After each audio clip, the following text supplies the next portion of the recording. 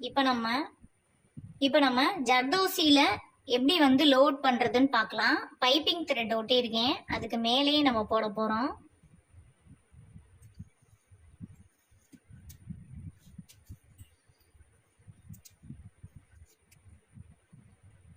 எடுத்துட்டு ஜர்தோசியை வந்து ஒரே மாதிரி நான் கட் பண்ணியிருக்கேன்.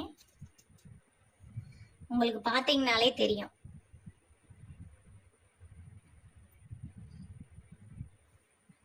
பார்த்தீங்கனாலே தெரியும், ஒரே மாதிரி நான் கட் பண்ணியிருப்பேன் ஜர்தோசியை. இங்க இருக்கு, ஒரே மாதிரி பீசஸா கட் பண்ணாதான் இந்த லோடிங் வந்து கரெக்டா ஃபினிஷிங்கா வரும். பெருசும் சிறுசுமா கட் பண்ணிட்டீங்கன்னா வராது.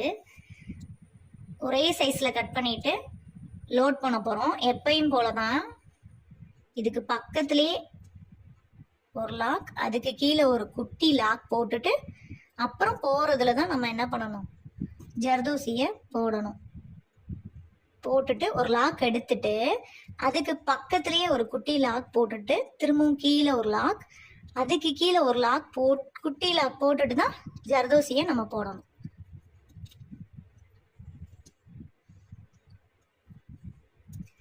ஒட்டி ஒட்டி நான் குத்துறேன் பாத்தீங்களா, பக்கத்திலேயே ஒட்டி ஒட்டி லாக் எடுத்தாதான் ஃபினிஷிங்கா ஒரே மாதிரி வரும்.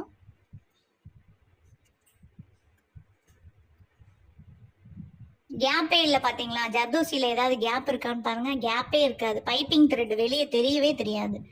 அப்ப நம்ம ஒட்டி ஒட்டி குத்துனாதான் வெளியே தெரியாத அளவுக்கு ஃபினிஷிங்கா நம்ம ஒர்க் கொடுக்க முடியும்.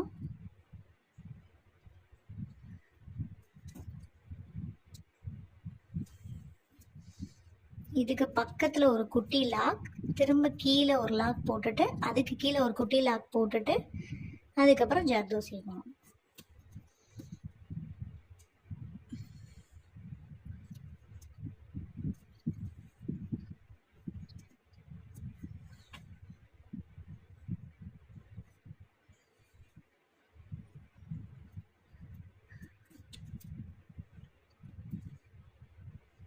இதுக்கு பக்கத்துல ஒரு குட்டி லாக், கீழே ஒரு லாக், அதுக்கு கீழே ஒரு லாக் போட்டுட்டு ஜர்தோசியை போட்டுட்டு இங்கனக்குள்ள நாட் போட்டோம்னா முடிஞ்சிடும்.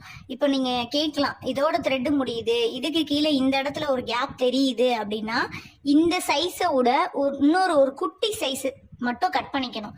இந்த ஜர்தோசியோட இதுக்கு பக்கத்திலேயே ஒரு குட்டி சைஸ்ல கட் பண்ணிக்கிட்டு இந்த இடத்த ஃபினிஷ் பண்ணீங்கன்னா ஃபினிஷிங் ஆயிடும். அப்படியே லாக் போட்டுற வேண்டியதான்.